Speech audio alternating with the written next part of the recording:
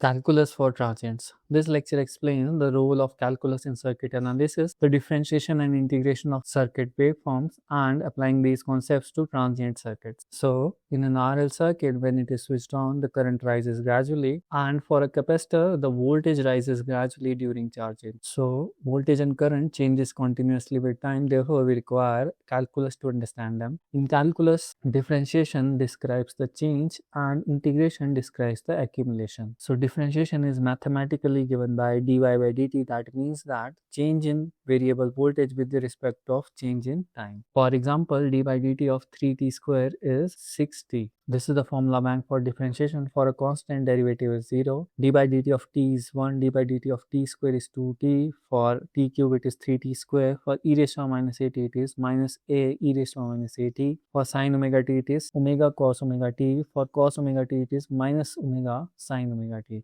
Let's move on to integration. Integration is simply addition of infinitely small entities over time. For example, integration of 4t is simply 2t square plus c. So this is the formula bank. The integration of constant c is ct plus c, where c is another constant. Integration of t is t square by 2 plus c. Integration of t square is t cube by 3 plus c. For e raised to minus at, it is minus 1 by a e raised to minus at plus c. For sin omega t, it is minus cos omega t by omega plus c. For cos omega t, it is sin omega t by omega plus c. Calculus for an inductor. So for an inductor, the voltage is simply dependent upon the rate of change of current, and it is given by this formula, that is voltage is equal to L di by dt. So therefore we require differentiation to understand it. For example, if the current in an RL circuit is 5t, so we need to find out inductor voltage. Inductor voltage is simply L di by dt, and di by dt of 5t is 5, therefore the voltage becomes 5 times L. Similarly, in capacitor, I is equal to C dV by dt. From here, voltage can be calculated